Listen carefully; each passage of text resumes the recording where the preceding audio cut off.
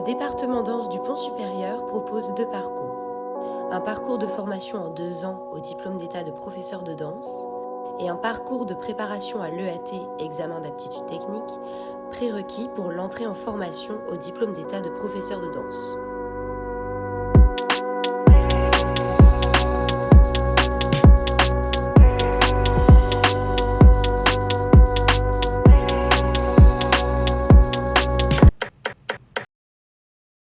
C'est-à-dire comment on peut faire en sorte que finalement les danses dialoguent, que la danse dialogue aussi avec les autres arts, que construire des pratiques artistiques, ça veut dire aussi parfois inviter, la danse est toujours puissance invitante pour les autres arts.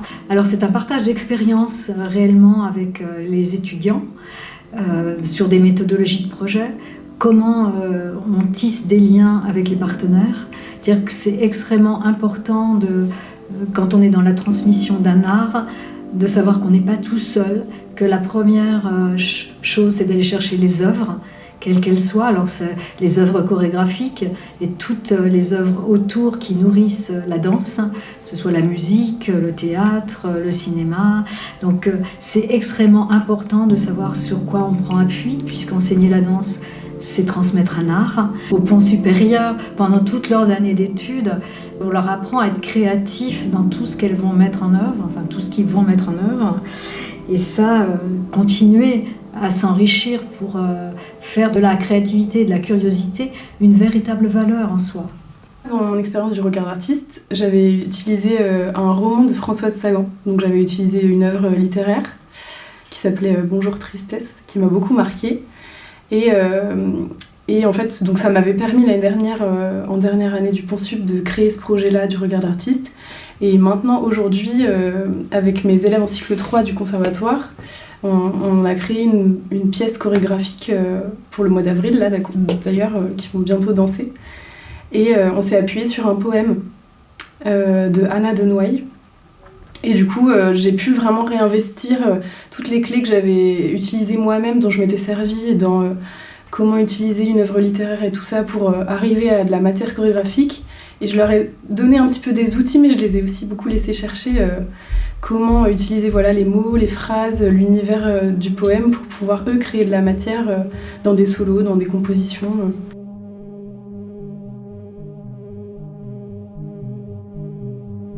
Je suis artiste chorégraphique et professeur de danse contemporaine. J'ai dansé notamment avec Ambra Senatore, avec Christian Rizzo. Et là, aujourd'hui, je danse beaucoup avec David Roland et avec Anne Rayman aussi beaucoup. Le côté enseignement, pédagogie de la danse et le côté artistique de la danse, pour moi, se mélangent et se complètent complètement. Il y a une continuité évidente entre les deux. Parce que pour moi, créer un cours de danse, c'est vraiment aussi une activité artistique. Tu crées un moment. Quand je suis danseur et quand je suis en position d'élève, j'ai plein d'outils pour apprendre, pour vraiment aller chercher des choses précises auxquelles peut-être avant je serais passé complètement à côté. Le fait d'apprendre à apprendre permet de mieux apprendre et d'apprendre tout le temps. J'ai appris à danser vraiment quand j'ai dû l'apprendre aux autres. J'étais diplômée en juin 2022. Du coup, j'ai passé un DE Jazz. Et en parallèle de ça, en fait, j'ai commencé à toucher à la vidéo.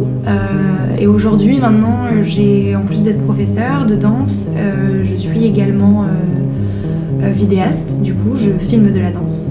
Pour moi, les deux, ils sont pas du tout séparés. En fait, c'est vraiment 2 corps de métier qui dialoguent entre eux. Et ce sont 2 disciplines artistiques, créatives.